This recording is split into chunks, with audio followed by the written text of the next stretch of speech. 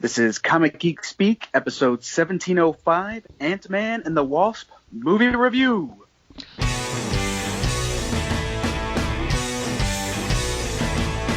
got it on Wednesday, and you was psyched about it, going to the volume up. These guys will talk about it, everything that geeks love. From cake to laser beams, opinions like the seasons, on everything you read in comics, movies, games, toys, artists, Comic Geek Speak, Comic Geek Speak, Comic Geek Speak, Comic Geek Speak, Comic Geek. Uniting the world's mightiest heroes. This is... I'm Chris Everly. I'm Shane Kelly. I'm Adam Murdo. And I'm Matt. Comic Geek Speak. Welcome, one and all, to our movie review of the latest Marvel offering, Ant-Man and the Wasp. It is a little late. We know the movie did come out earlier this month, and we're at the end of July now. But, you know, summertime schedules and logistics are very difficult for us. But better late than never. That's right. And it's possible this episode does not have music to it. Again, that's my doing because I'm still learning the process from doing all this from a remote location as we're not in the studio, which would be more often than not the case this summer. So please bear with us as we work out all these kinks. I may be off for the summer from teaching, but I have two teenagers in my family, so that means automatically I'm still very busy. So bear with us, folks, and we'll work out all these kinks. So we're going to talk about the latest MCU offering, and we're thrilled that Matt has joined us. Here, here. Indeed. Well, the episode just started, so we'll see if you have that same notion at the end. Oh, come on. Yeah, those come babies episodes won't last forever. Yeah. So, per tradition, why don't we start with our sort of our initial thoughts, and we'll start with Matt since he has been on the show in a while. What'd you think, brother? I thought it was very enjoyable. I think it's been written multiple times. It was nice kind of pullback after Infinity War, and that's not taking anything away from the Infinity War, but this was kind of like a nice cool down, gearing up towards the next thing. There was a lot of aspects that I really enjoyed. I liked how this seems more of a I hate when people criticize the MCU by saying they're comedies for kids, they're family movies, but out of all of them, this franchise in the whole series seems very family oriented, and I liked how they ran with that instead of kind of run away from that. Shane? Yeah, I agree with that. I thought it was great. I enjoyed it just as much as, if not more, than the first one. I love the family aspect of it. I totally agree. I think Ant-Man and Ant-Man and the Wasp have both been very good catch your breath, lighthearted, fun movies to go see in between these overlying huge arcs which have these huge consequences coming. And this gives you a nice relaxed moment, enjoy it, and then you go on to the next. Brother Murdo? Well, I liked it more than the first one, although, as I think you and I, Mr. Deemer, covered in our last Comic Talk episode, that's not saying much because Ant-Man, the original Ant-Man, remains my least favorite MCU offering to date. But this is definitely better than Ant-Man. The size-changing visual effects / sight gags have been elevated to the next level, as one might expect. So it was kind of a rollicking good ride. You know, the requisite amount of action and humor is thrown in there, as the other two guys mentioned. I thought we could have used a little bit more Wasp, since her name is in the title. They kind of need to live up to that a little more. And I thought the humor was a little bit derivative and forced at points, but that doesn't mean I wasn't laughing. So yeah, just a good, enjoyable popcorn fluff kind of stuff. You know, it's faithful to its parent genre, you know, the action comedy heist movie, and the filmmakers are remaining true to that. It's just carving out their own little generic niche in the broader Marvel cinematic universe by sticking with that formula. And yeah, it's a step forward for this. What I consider to be a lesser franchise of the Marvel cinematic firmament. Ah, that was majestic. Thank you, sir. I enjoyed it thoroughly. A couple reasons, just we'll expand on this as we go along. But I love Paul Rudd as an actor in general. I think he perfectly fits the Scott Lang they've created for the Marvel Cinematic Universe. But the highlight of the movie for me was Evangeline Lilly as the Wasp.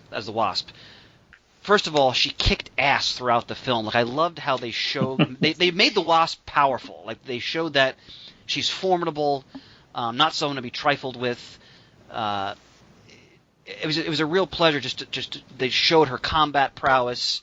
You know, it's not like the Wasp was agonizing about which outfit I'm going to wear. Like, this is, you know, this is hardcore, you know, the kind of Wasp who could lead the Avengers like we saw in the comic books in like the 1980s and 90s. So I really enjoyed that. I enjoyed her dynamic with Paul Rudd. I think they have great chemistry. I'm a huge Michael Douglas and Michelle Pfeiffer fan, so it was great to see both of them in the film. And the other thing I'll say is the first post-credit scene and the second post-credit scene was the biggest waste of time of any post-credit scene probably in the history of Marvel Cinematic Universe. That made the Jeff Goldblum scene from Ragnarok. That made that scene seem like it was vital. Yeah.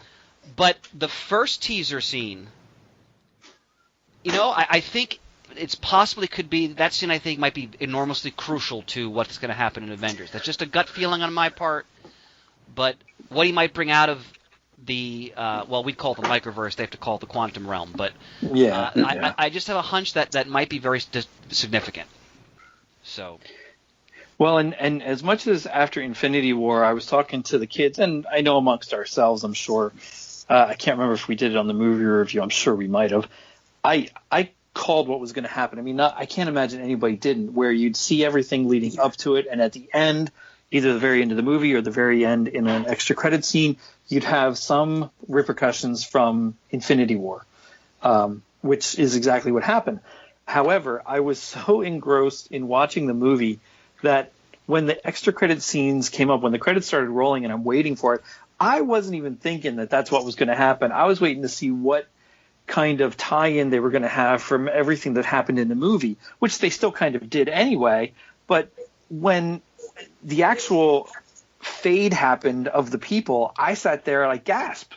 And I felt silly because I figured this is what was going to happen, yet I was so focused on the movie, I completely forgot to even think about what was going to come next in the extra credit scene. Yeah, that's just effective storytelling. Well, I have to say, I did like how they saved it for that moment. It felt one of my big pet peeves about the events when I stopped reading was they went. So if you were reading Spider-Man, to get any of the tie-in to the main event, there's a mini series that you're reading instead of in the ongoing books. And I understand they don't want, if they have a story going on, they don't want to interrupt it. And then also if they want to trade it, you're going to have those couple pages that kind of make no sense to the arc of that trade. But it felt very old school where you have this ongoing story and then something just kind of taps into what's going on in the rest of the Marvel universe. Like I think it was in Inferno where Spider-Man, there was just some, I forget what the storyline was necessarily about. I know it's the mutants, but Spider-Man's going through New York and there's kind of like a little touch of kind of what's going on in the background. So if you were interested, you could follow it through. Yep. I did like how it didn't overcompass the story. It felt more just like a separate title that wasn't directly connected at this point with it, but you're kind of getting a hints of it. And I maybe even to some extent similar to Civil War initially, where, one issue Spider-Man is going into this strange device in the park, and in the next issue he's coming back in a black costume. So it's one of those where it's kicking you off to the next thing without really interfering too much of the main story of what's going on in that particular book. Yep, I like how the story was not overtaken by anything that happened in Infinity War. Yeah, I agree with that, and that's what, because the Ant-Man has his own little universe, so to speak, and I think they did a nice job of carrying that through, but also reminding you in ways big and small that it is still part of this larger tapestry, so to speak. What'd you guys think of how they used the Giant Man version of the character in this film? I liked it. I thought it was all right. I think it was a little bit goofy, but I expected a little bit more out of it. But it was still funny. Out of all the things that I felt was forced, I think that was one of the more forced things, to just be able to say, here's Giant Man in Ant-Man and the Wasp. But it wasn't bad. I mean, it served its purpose. Yeah, I mean, I enjoyed that. I didn't mind the Giant Man stuff. It kind of got annoying a little bit where his suit would fluctuate, where he would be like in mid sizes. And I understand Hanks said, this is a work in progress, so I didn't mind it that, he might not be able to change size when he wanted to, but kind of like changing part way and then just kind of freezing. I found that a little bit annoying when they kept going back to that throughout the movie. I thought they irritated me more than the Giant Man stuff. Yeah, I'm going to agree with what Matt just said there. The malfunctioning, fluctuating powers thing got a little bit on my nerves there. That's another example of what we were saying about forced humor in the movie. And it's also kind of feeding into what I'm calling an emerging trope of the superhero sequel film, which is you establish the superhero and his or her powers in the first one, and then make the powers go haywire in the second or third movie to show you what the hero can do when he or she has to compensate for the loss of those powers. And here they played it primarily for laughs. I mean, that whole scene where Scott Lang had to infiltrate his daughter's grade school to get the suit prototype back, and he was stuck at the height of a third grader or something. That was pretty much purely stuck in there for the shtick. We probably could have done without some of that. It was grating on me too. What did you guys think of how they had a Matchbox case with all these different cars? I did like that. Oh, I love all the different things that they had. They really went above and beyond using the Pym particles this time. And I actually thought that was interesting how you're carrying, because if I remember, probably the main stuff I remember reading with Dr. Pym was when he joined the West Coast Avengers as Dr. Pym. And he basically just had a lab coat on, and he'd have all this stuff on him that he would just, increase in size as they needed it. And I thought that was kind of neat how this is similar, and it played for some nice visual effects of things that they could use, things that they could do in this movie. Yeah, I agree with that as well. Love that it was a Matchbox Hot Wheels case. Just something that as a kid you always dream about, carrying around this Matchbox case and be able to enlarge any car you have in there. That was perfect for the purpose of the movie.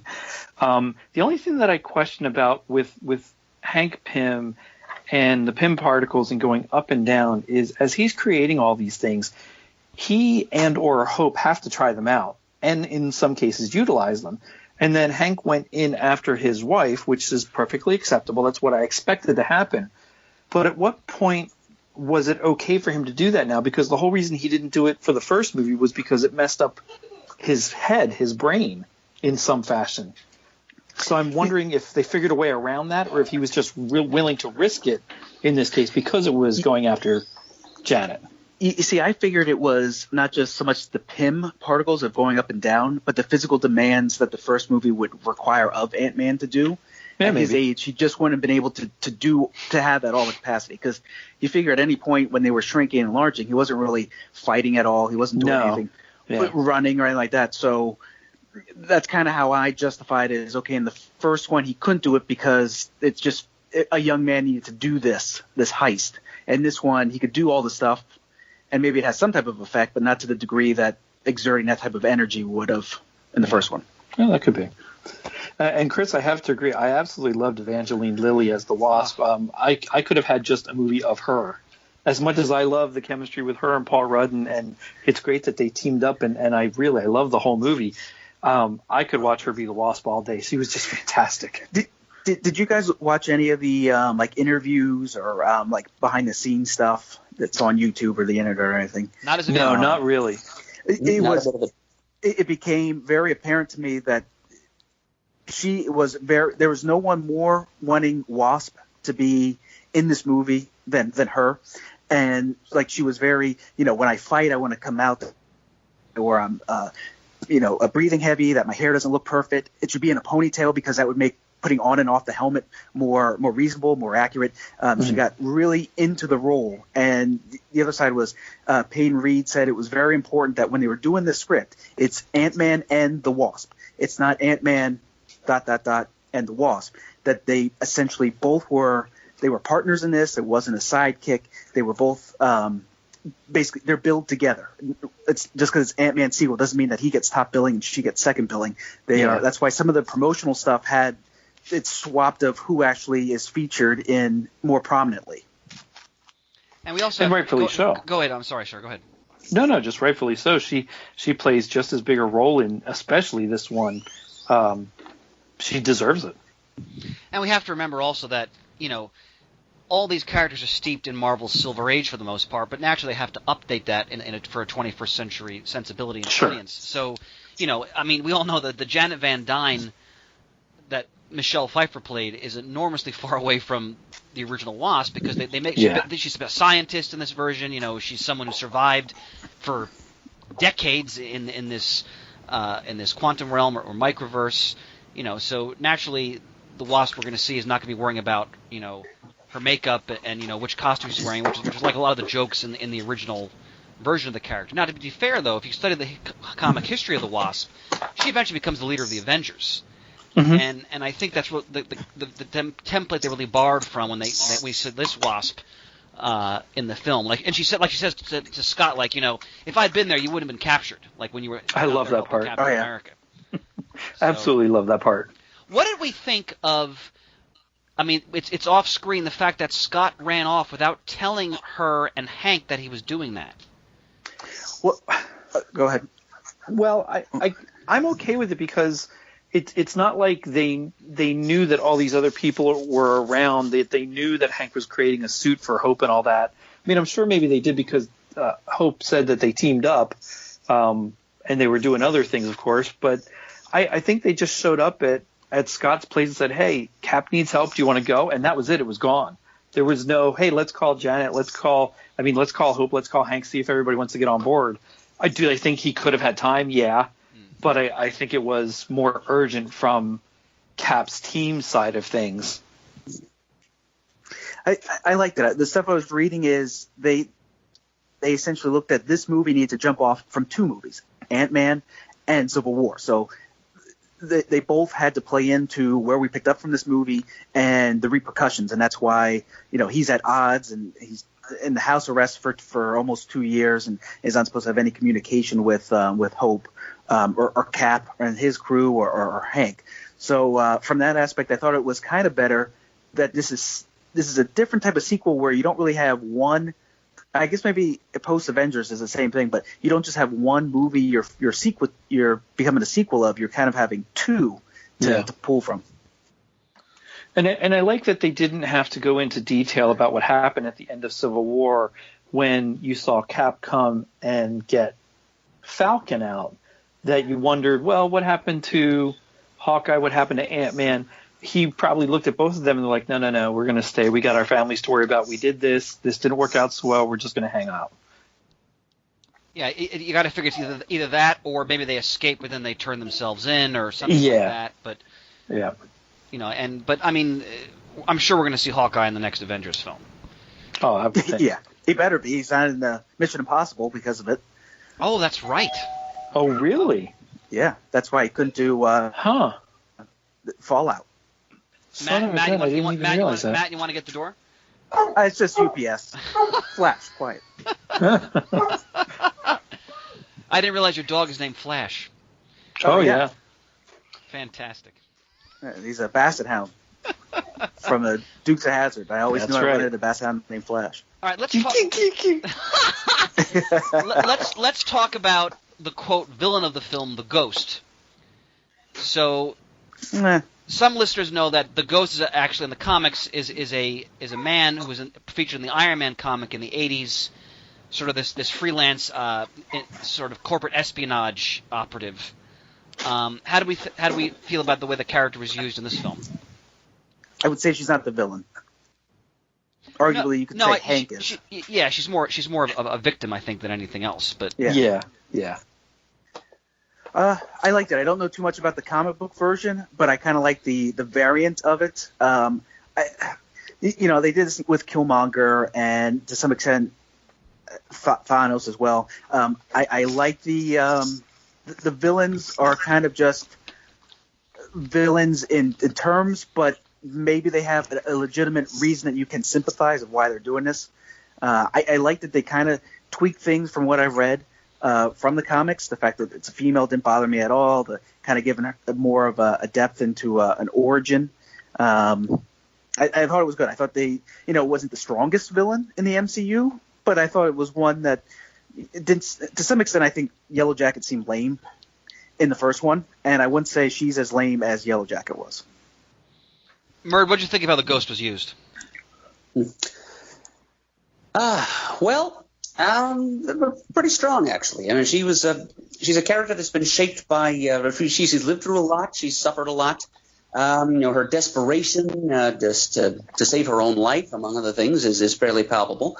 She's clearly a very resourceful figure, although she's been raised by questionable people to do questionable things. She's been used her entire life, and you can kind of see the scars of all that on her face as she goes about this last-ditch desperate effort to neutralize these powers that have become a torture, a curse, and a probable cause of death.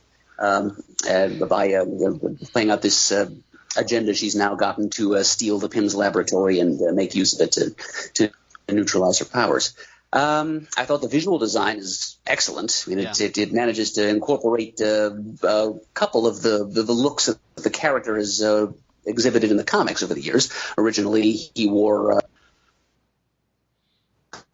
goggles, and later on he exhibited like a headgear with these weird little glowing sensors all over it, and they sort of combined the two. And just as a nod to the character's parentage in the movie, which is not a detail they got from the comics, the hood, helmet, whatever you want to call it, looks a little bit egg-shaped, because we were learning in this movie that her father, a little nod to longtime Marvel Zombies, is the classic Ant-Man foe Elias Starr, alias Egghead. Oh, Mert, I totally missed that. Oh, I You did? was wondering about who that was, and I completely never got to look it up. Son of a gun.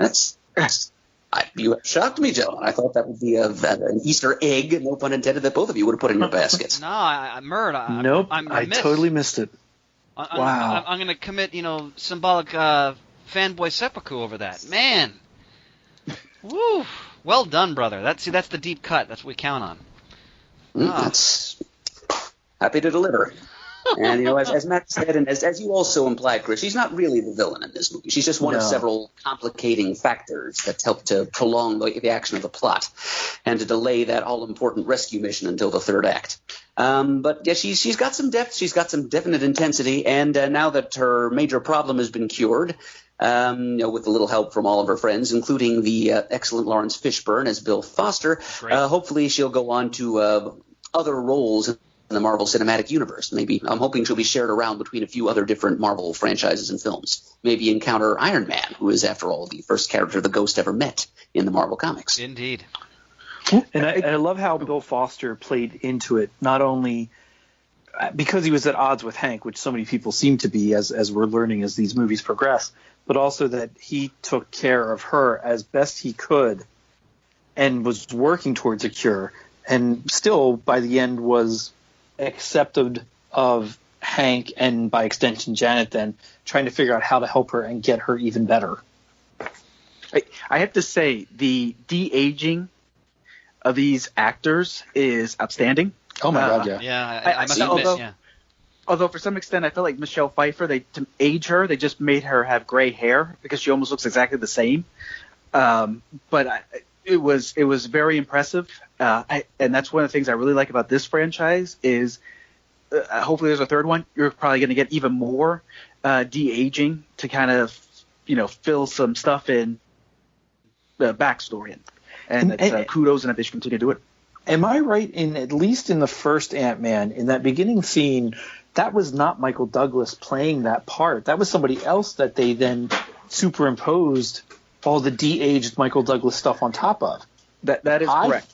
I thought it was Michael Douglas going through, and then they just threw a de-aging mix on him but it would have been him doing the whole acting thing, and it wasn't. Blew me away.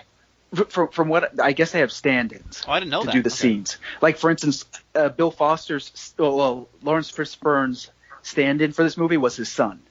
Okay. And then you had someone separate for Michelle Pfeiffer, and I think it was someone that they used in the first movie anyway, but they just brought her back because she had a similar body type as what they were looking as Michelle Pfeiffer, and then they might have brought back the original stand-in for Michael Douglas as well. But then basically they just use old stock footage as they can from their catalog of prior movies to kind of build to de-age them. Is the stuff that I've read. It's brilliant. Oh yeah. No, it's seamless. I mean, you believe it. And those scenes are vitally important. Like when the scene where Michelle, where I think is she remembering Michelle Pfeiffer in hide and seek in the closet? Is that Yep. The cupboard. Scott's remembering it. That's right. Okay. How funny though was the scene where Michelle Pfeiffer was speaking through Scott? That was brilliant. I was reading how they weren't sure how that would play. That it was kind of risky. That they thought would it seem too goofy, or would people actually buy it?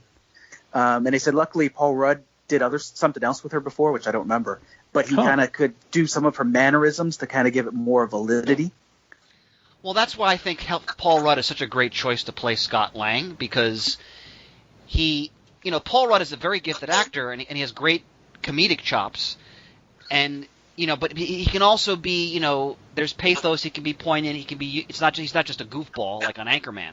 So, when I think he pulled that scene off really well, like because they were obviously very emotional. They're talking to their wife and mother who's been missing for years and years. But at the same time, you're also chuckling because it's Paul Rudd channeling Michelle Pfeiffer.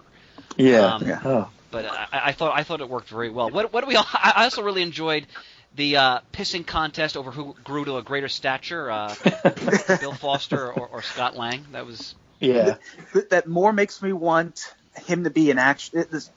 I'm hoping there's a third one, maybe Ant-Man, the Wasp, and Goliath. But that they kind of bring him in where you get to see some of him as Goliath. From the Goliath Project, which supposedly was referenced in Iron Man 2, which I have to go back and check. Huh. Well, apparently he's telling Jarvis to pull all these certain files, and one of them is the Goliath Project. I'll have to go back and look at that. Yeah. I fully expected Lawrence Fishburne to be in the costume at the end, all blown up to Goliath's size, instead of it just being empty. Oh. Go ahead, Merv. What were you going to say? I was just agreeing that seeing him suited up as Goliath would have been cool.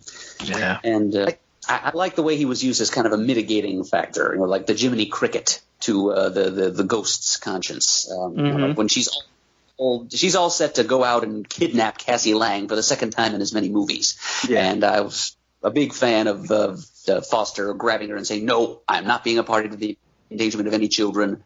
You touch that child, and our partnership is ended." So that's the filmmakers not saying to the audience, "Look, we went to that well one time in the last film, and it was in poor taste.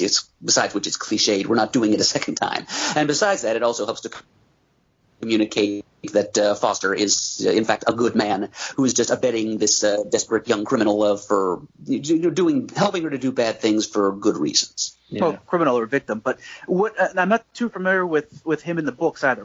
Is it similar, his relationship with Hank? Because I like the fact that they were they were each one, the way I read, they were supposed to be described as each one thinks they're the smartest person in the room when they're with each other. I don't know if they have any relationship in the comics. Mur, do you know of anything like that? I don't think so. Which two characters are we talking about? Bill Foster and Hank Pym. Yeah. They kind of like you guys keep blanking out smarter here. Than you? Bill Foster or Hank Pym, are those the two you're talking about? Yep. Yeah. In the comics, they kind of have I'm smarter than you type of relationship back and forth, like in the movie. I'm not sure about that at all. Aw.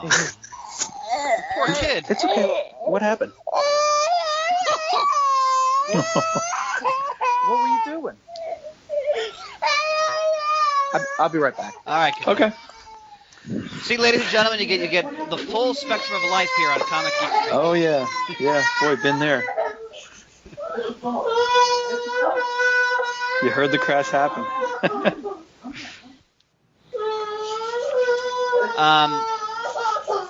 To answer Matt's question, I don't think they have any relationship in the comic at all. And in fact, Bill Foster, the Marvel Universe, is dead. Yeah. He was killed in Truly. He was the sacrificial lamb in Civil War. Yep. Right, clone Thor killed him, right? Yep. How about the federal agent watching Scott? Jimmy Woo. Jimmy Woo. Yep.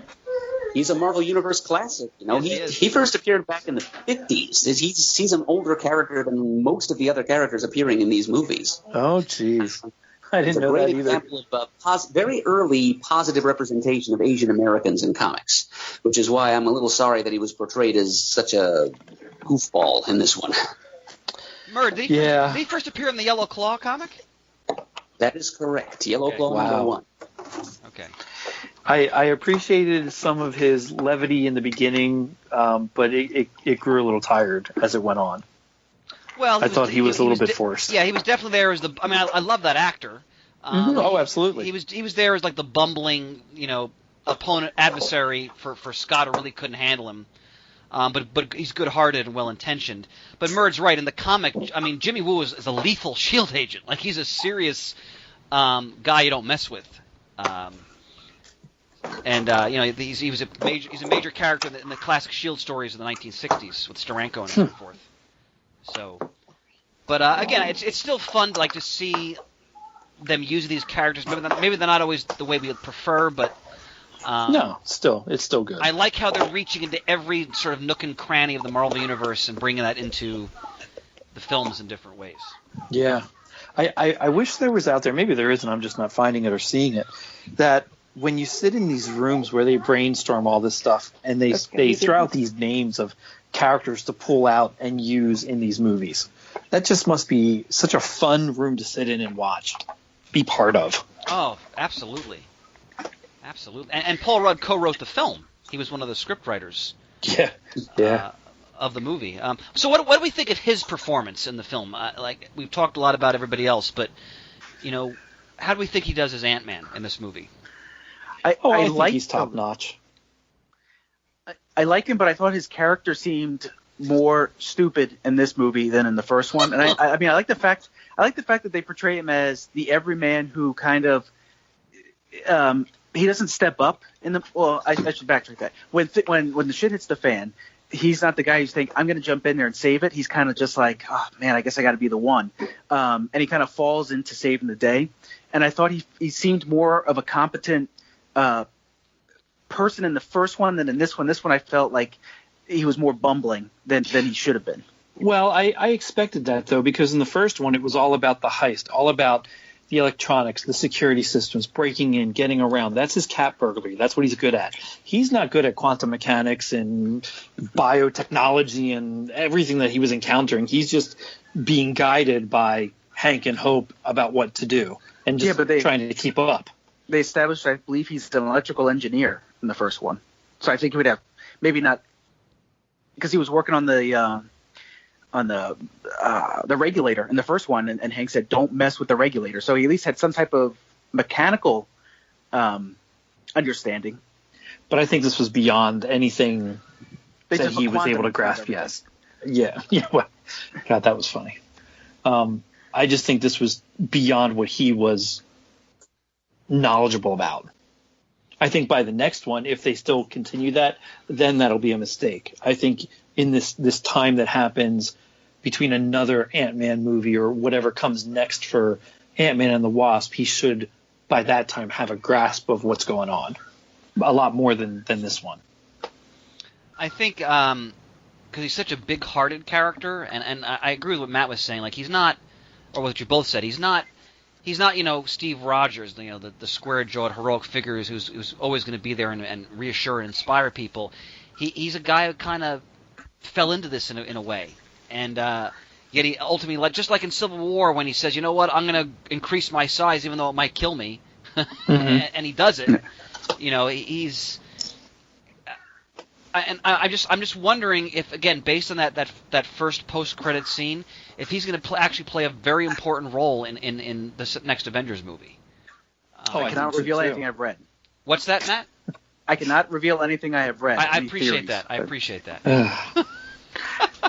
Well, barring that and Matt not saying anything, I also was kind of thinking with that scene, once it ended, so I would think Bill Foster knows they're all there doing what they're doing, that maybe he would come and get Scott out of it, and that would move forward. Didn't Janet say to avoid those certain holes that are time warps? It could be. So would he necessarily have to come out? No, he wouldn't, because I also thought about if they get thrown back in time to fix everything in the next Infinity War. Well, with the Infinity Gems, anything is possible. Yeah. So. Murd, what did you think of Paul Rudd in this film? Not much to say, really. played the comedy to the hilt effectively. He showed us a hard luck hero character that I cared about. It's about all there is to it. And why did you like this movie a bit more than the first one? Well, I don't know. The first one, I remember Danny and I agreeing about this when we did the review for the first one, but it just kind of felt cheap to me.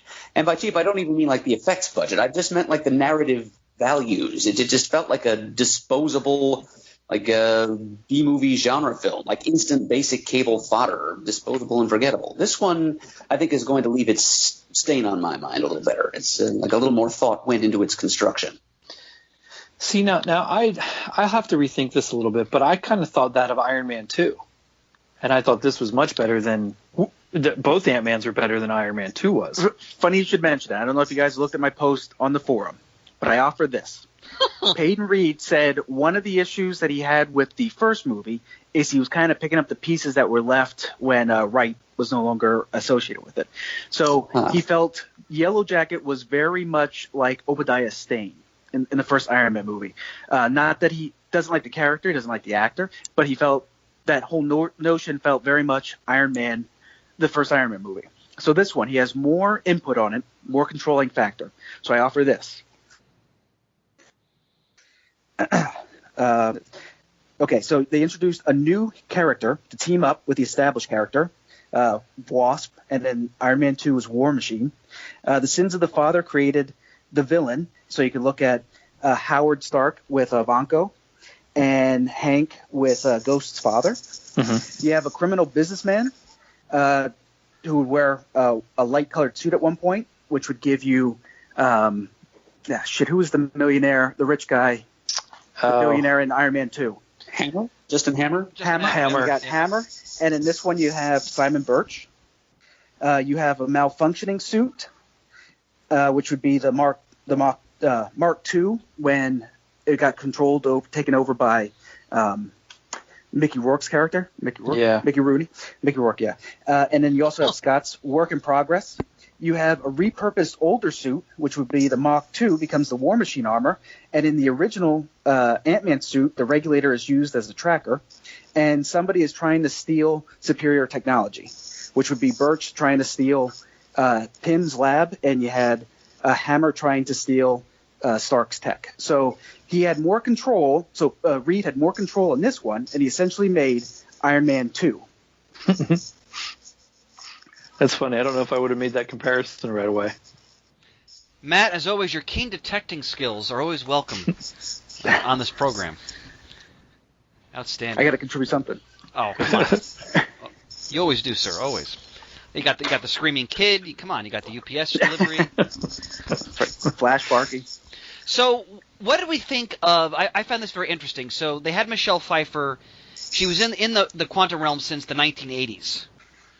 Right? So what did we think of the fact that clearly she was, I don't know if thriving is the right word, but she was living there. Yeah.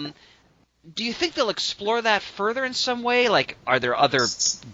I mean, there were sentient... There were creatures there, like when Hank Pym goes in, there's those different creatures you saw as he was moving through in his ship, and...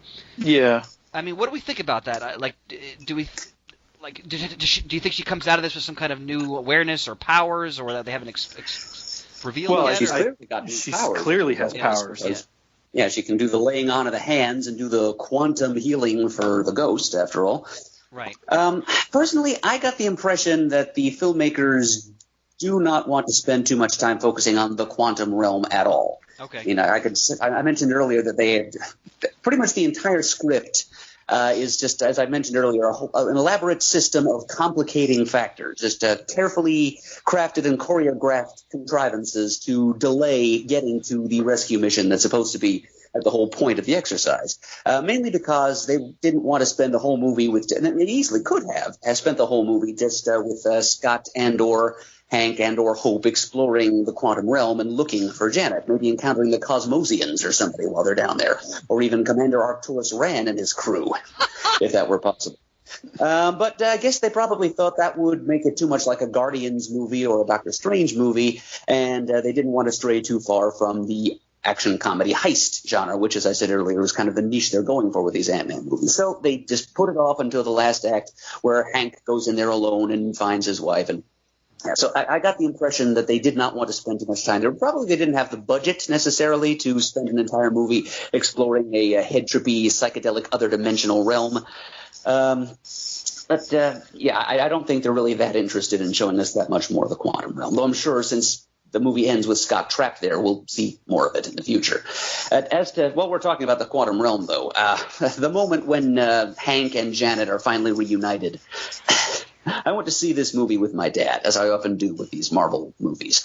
And the first thing he had to say when she showed up, he just scoffed and said, "What has she been eating for the last 30 years?" Yeah, well, that thought went through my head, too.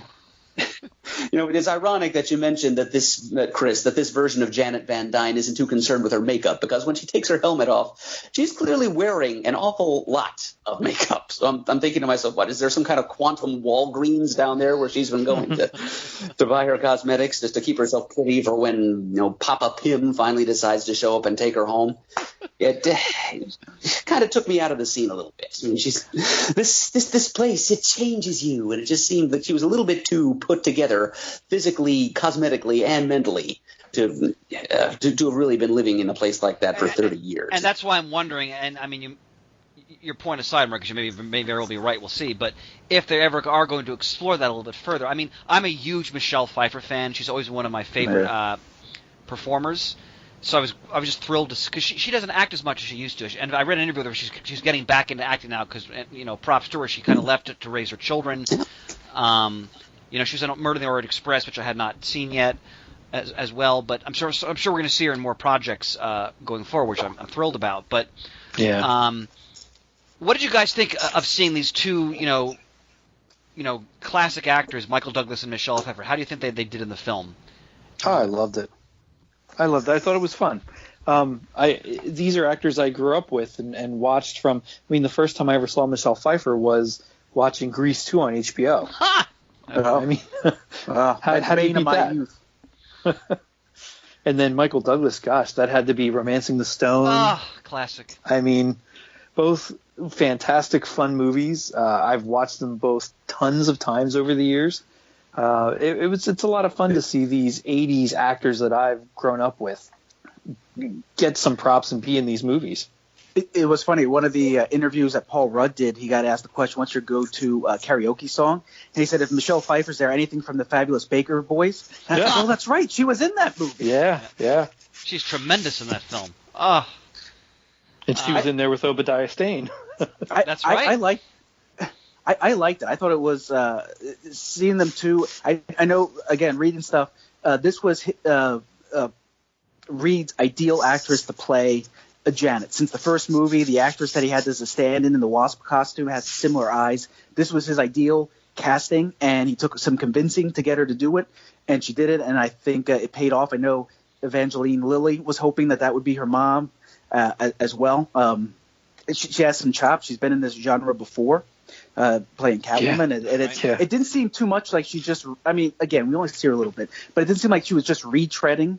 It seemed like she never did anything in this genre once before. So I like that. It didn't seem something old coming back. Well, and to take that a step further, I know there's like no way this would ever happen, but now given all these movies out there and all these people that are in it, somehow I'd love to see what is it, Meryl Streep from Guardians and. Maybe Glenn Close. Glenn Close from Guardians, Michael Douglas from this, Michael Keaton from Spider-Man, and now Michelle Pfeiffer, who've all been in movies together, especially Michael Keaton and Michelle Pfeiffer being in Batman Returns. Yep. I'd love to see them somehow get some of these actors together in some Marvel movie and make some kind of snide joke. Although it would be extremely forced, it would make me smile from ear to ear. Oh, absolutely. What to kind of go back to the post credit scene. What do you guys? Because I kind of gave my theory. What do you guys think of that scene? Like, I mean, like you said, they wanted to show, the effects of Infinity War in a way at the end of the movie. But do you think that scene's going to have massive ramifications Like, because he's going in there and he was exploring it. Was he what was he trying to put in the container? I don't remember actually. Like, It was the quantum healing, the energy. quantum particles that heal, so that they can get something more stable for Ghost. Okay, that's right. Yeah. And I think it could go either way. It could be insignificant, where it's as simple as Bill Foster going in there and saying, "Hey, I haven't heard anybody in an hour. What's going on?" Oh, wait, flip a switch and he comes out. Or it could be him finding, doing something he's not supposed to and going through one of those vortexes and ending up back, who knows how many years, and meeting up with some of the other guys and going forward from there. Well, I don't want to comment too much on it because, again, I've been reading a lot of stuff and I don't want to. But I was surprised that Wasp, that Hope vanished as well. I thought she would be one of them that, maybe but all three of them vanished. I wasn't expecting all three of them to. I thought maybe 2 out of the 4. Yeah, me too. Or maybe Bill being there at the end, and he was the only one who didn't vanish, trying to figure out what happened. But I was just surprised to see basically Scott Lang by himself at the end. I was surprised by that too, Matt. But I guess they wanted to make the audience feel like Scott's in mortal peril now because no one's there to bring him out. But I think your Bill Foster theory is there's a lot of oomph behind it. So. Do we have any other comments? Go ahead, Mert. I'm sorry. Go ahead.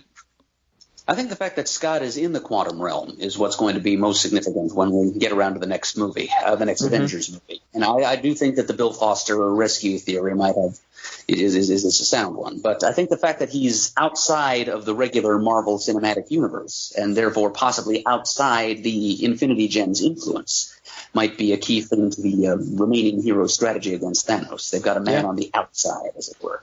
Yeah. That's a good point, Merd. God, I just got chills. Ooh, fantastic. Any other thoughts, any other aspect of the film before we kind of wrap it up? Well, I also loved the inclusion of Scott's sidekicks, where they're making their own business. Oh, Michael Payne and the rest. Yeah, they're fun. Yeah, that was always fun. I was kind of hoping they would figure out a way to work him in there. Again, a little bit forced, but it made sense for what they were doing and progressing that part of the story along as well. You know what? I liked them, but I felt like they were just kind of thrown in there. They were. I like them, but I felt as though if they weren't in the movie, I don't think we would have lost this step. Or even if we just had Michael Pena, because he played more of an important role out of the three of them, obviously. Yeah. But I just kind of – and I read one review who said that T.I. basically just phoned in this job with the amount that he had to do. So I was just like, yeah, that's kind of what it felt like. But I at least like that we got to revisit of all the forced jokes. I like that we got to revisit him rambling on and telling backstory and overlaying everybody talking with his voice coming through. This famous stream of consciousness voiceover or flashback sequence. Yeah. Look at this haircut. I'm all business. The other thing I enjoyed, I should have mentioned earlier, the great character actor Walton Goggins. Oh, he's amazing. That guy can do any role. Like, he's been in a wide variety of film and television. Everything from The Shield to The Hateful Eight to Django Unchained and so forth. But what I liked about him, and I'd like to get Merd's take on this, because if you know Ant-Man's Rogues Gallery, what there is of it, it's really goofy overall. And I think they kind of are Merd, do you think they're kind of tipping the hat to that with the villains they're kind of using? In a sense? I missed part of what you said there, Chris. So what I was saying was, as we know, a lot of Ant-Man's villains in the comics are kind of goofy. So, like the Living Eraser and, so forth. Mm-hmm. So do you think that, they're sort of tipping the hat to that in these films with sort of the, quote, caliber of villains that he's fighting, essentially? Didn't really occur to me.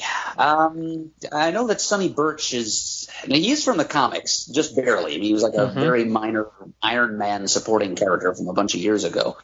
But yeah, I think if they were going to poke fun at Ant-Man's Rogues Gallery, I think they'd do it a little bit more sharply than that. I mean, they'd throw in the phrase "living eraser" into the movie somehow.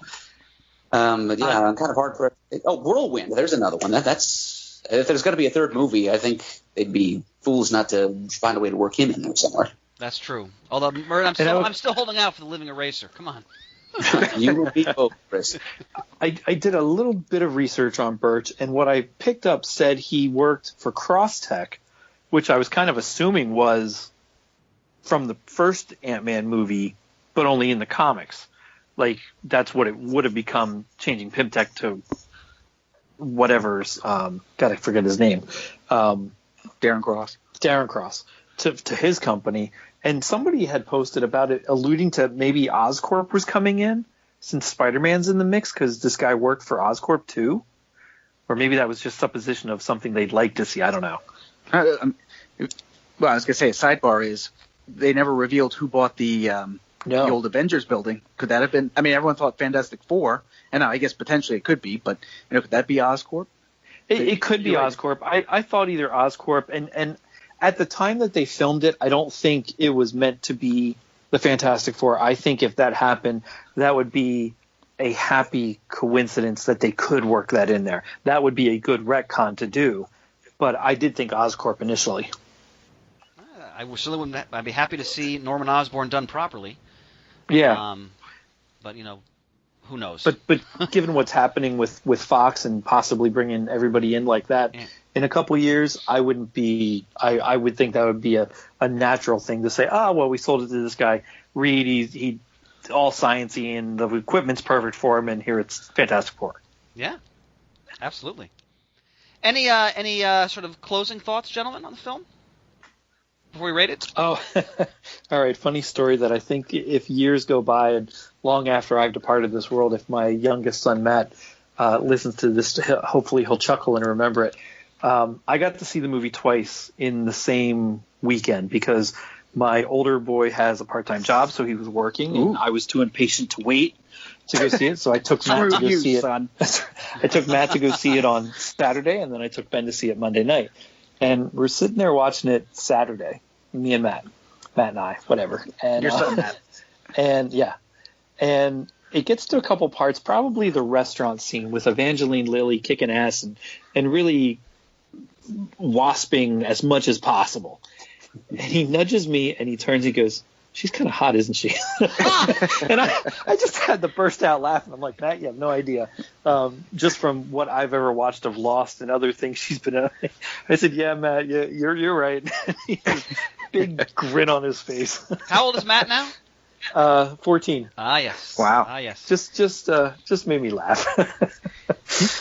One of the things, again, behind the scenes stuff that I thought that I liked and I can kind of relate to, and I think I remember Adam commenting on this when I mentioned it in the first movie, is when Paul Rudd was writing, co-writing this and the Cassidy scenes. Hold on, sweetie. He said that he would tell his daughter, who's about Cassie's age, "You're the real Cassie." And that's one of the things, having Fee that I kind of relate to is we don't have quite those conversations, but I thought it was neat how the opening, he had that whole elaborate break-in scene. And boy, was that great. And I just kept thinking the amount of time it would take to construct something like that, I just can't believe it. Well, he was under But house it's arrest. kind of cool. You have 2 years. Yeah, in my head I'm thinking, how can I do that? I that was fantastic. In this movie. Pardon? She's got more of a personality, and she's not being kidnapped. Oh, yeah. Well, I did like how she was talking about herself as his partner, and he was like, well, I actually was talking about Hope. Yeah. So I thought that was kind of neat as well. And even took it to while that was good because we kind of understood what he was talking about, but it was nice to see not only him disappoint her a little bit, but then also say, well, if I did let you do that, I wouldn't be a good father. Just like what Hank was trying to do in the last movie by not letting Hope do that, because if he would have just said, yeah, you go do that, that wouldn't have been what he wanted as a father trying to protect his daughter. Yeah, and I thought the little girl was very well cast. Mm-hmm. And I love when she said, "Are you going to be Ant-Man again?" Like, you felt the bond between them. It was well done. All right, gentlemen. Any other? Go ahead, Mert. I'm sorry. Maybe by the third movie, she'll suit up and become Stature, like she was in the comics. I was thinking that too. Go ahead, Mert. Go ahead. I had kind of a large one, actually. It's forgive me if this reopens a can of worms and brings us back to a topic we've already tread over. But just to clarify one of my first remarks, actually, when I said that the movie needed more Wasp, what I meant there is that I'm not necessarily talking about screen time, because Hope Van Dyne is definitely present and prominent in this movie, but I think the movie needed to be more about that character. I mean, for all that she's got equal billing now, and I still feel like the movie was primarily from Scott Lang's perspective. I mean, the story unfolds from his POV. It's a lot of stuff about his daughter, his ex-wife, his house arrest, and his troubles with the FBI. His friends at the ex-con security solutions company, and meanwhile, Hope, we see almost nothing about her private life. Like we see lots of the scenes with Scott without Hope, but far fewer scenes of Hope without Scott. And I'd kind of like to see what are her friends like? What's her daily routine? While Scott is drumming along with the Partridge Family theme and learning close-up magic, what is she doing? Yeah. Well, you see, I might throw. I mean, I know we're running along here, but I might throw in there. That's the assuming that she has those things. I was kind of under the impression for the last 2 years she's been in hiding with her father. So any of the scenes that we would see of just her would be her and her dad doing the stuff, which, to further that bond would be interesting. To some extent, I look at it as, again, they're equal partners. But if you've ever seen Big Trouble in Little China, everything's through Jack Burton's eyes. But John Carpenter said he's basically the sidekick to Wang. Wang's really the main. So it's kind of neat that you're not seeing necessarily the lead person.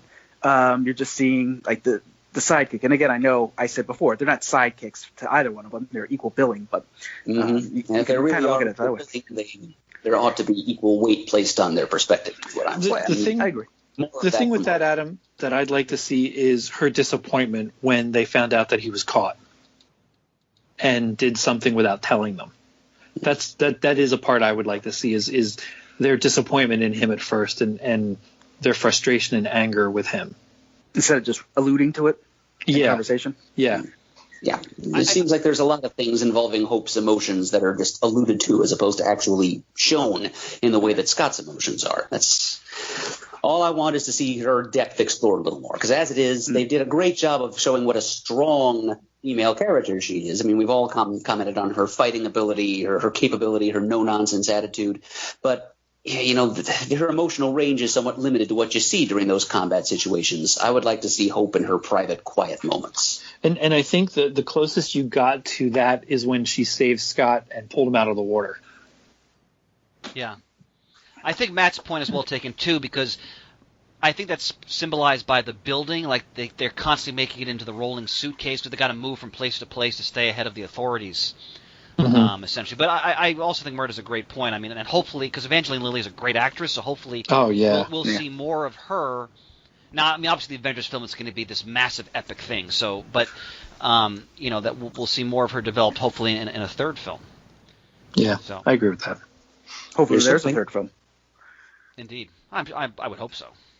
How is this movie done financially? I didn't check that. Do we know that? I don't know. It broke $300 million worldwide, and I think it's on pace to basically do the exact same amount as the first movie. Okay. I think that part of that is because Skyscraper tanked. Oh, you mean Die Hard with Dwayne Johnson? Die Hard with Die Hard Inferning Tower Inferno. Yeah. Did that movie tank? I wasn't paying attention. Oh yeah, it didn't do nearly what they projected. I think this is one of his lowest opening movies. Yeah.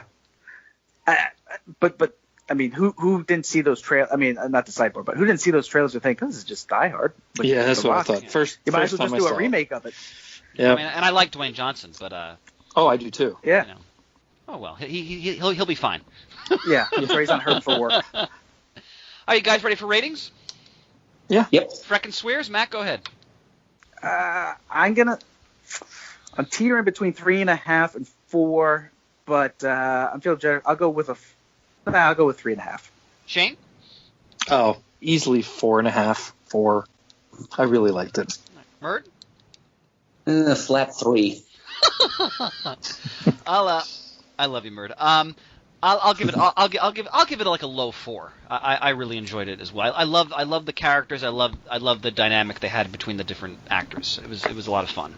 So, and I'm interested to see how they use him again in the next Avengers film. So, I just realized, gentlemen, and this is my fault, we forgot to do a sponsor for this episode. I think I guess you forgot to record. Yeah, no. I'm incompetent, but not quite colossally incompetent. So we'll in our next episode we'll make up for that and do a couple sponsors, and if everything works out, ladies and gentlemen, that's going to be a special episode in the studio. That's all I'm going to say about that. Ooh. Okay. Does anybody have any information to take us out, or we don't have that available? I've got the outro. Oh, Shane, clutch. Go for it, brother. Visit us at comicgeekspeak.com to send us an email. The address is comicgeekspeak@gmail.com. To leave a voicemail, the number is 267-702-6642. Stop by thecomicforums.vanillaforums.com and let us know what you all think of Ant-Man and the Wasp, although I'm sure there's threads out there. I know I read a couple things weeks ago. Follow us on Twitter, like us on Facebook.